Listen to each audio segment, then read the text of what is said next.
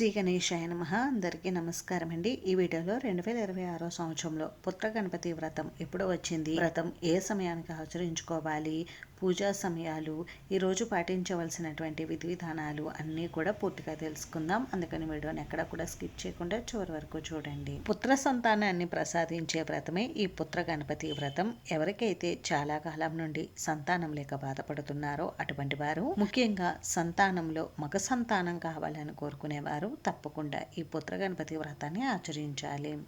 మగ కానీ ఆడ కానీ ఎవరైనా సరే మాకు శీఘ్రంగా సంతాన ప్రాప్తి కావాలని కోరుకునేవారు తప్పకుండా ఈ వ్రతం ఆచరించండి. ఈ వ్రతాన్ని ఎవరైతే భక్తి శ్రద్ధలతో నియమ నిష్టలతో ఆచరిస్తారో వారికి తప్పకుండా సంతాన ప్రాప్తి కలుగుతుంది. ముఖ్యంగా మగ సంతాన ప్రాప్తి కలుగుతుంది.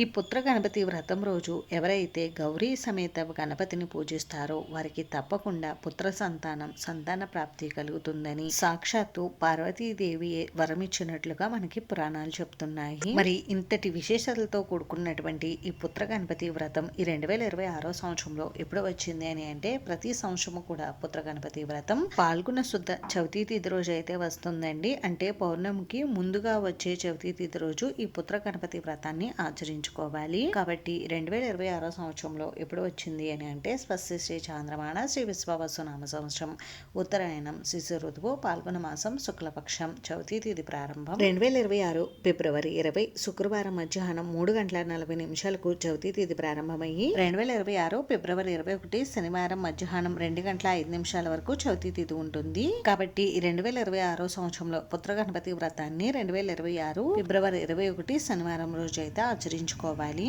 ఈ వ్రతాన్ని ఒక్కొక్కరు ఒక్కొక్కలాగా అయితే ఆచరిస్తూ ఉంటారండి. కొద్దిమంది ఉదయం నుండి సాయంత్రం వరకు ఉపవాసం ఉండి సాయంత్రం వ్రతం చేసుకుంటూ ఉంటారు. కొద్దిమంది ఉదయం వేళల్లోని వ్రతాన్ని ఆచరించుకుంటూ ఉంటారు. మీరు ఈ వ్రతాన్ని ఉదయం వేళలోనైనా ఆచరించుకోవచ్చు, సాయంత్రమైనా ఆచరించుకోవచ్చండి. సాయంత్రం ఆచరించుకుంటే మంచి ఫలితాలు కలుగుతాయి. ఉదయం వేళల్లో వ్రతం ఆచరించుకోవాలనుకునేవారు పూజా సమయాలు వచ్చేసి తెల్లవారుజామున 4:58 నుండి 6:32 లోపు మీరు వ్రతం చేసుకోవచ్చండి. ఒకవేళ ఉదయం ఈ సమయంలో మీకు వ్రతం చేసుకోవడం కుదరకపోతే ఉదయం 10:30 నుండి 12 లోపు మీరు ఈ వ్రతాన్ని అయితే ఆచరించుకోవచ్చు. సాయంత్ర సమయంలో వ్రతం చేసుకోవాలనుకునేవారు సాయంత్రం 5:30 నుండి రాత్రి 7:30 లోపు మీరు వ్రతం చేసుకోవచ్చు. ఉదయం వ్రతం చేసుకున్న వారు వ్రతం పూర్తయిన తర్వాత సాయంత్రం వరకు ఉపవాసం ఉండి సాయంత్రం నక్షత్ర దర్శనం చేసుకుని ఉపవాస దీక్షను విరమించవచ్చండి. సాయంత్రం వ్రతం చేసుకున్న వారు పూజ పూర్తయిన తర్వాత నక్షత్ర దర్శనం చేసుకుని అప్పుడు ఉపవాస దీక్షను విరమించవచ్చు. ముందుగా ప్రసాదం స్వీకరించి ఆ తర్వాత మీరు ఏదైనా అల్పాహారం కానీ భోజనం కానీ చేయవచ్చు.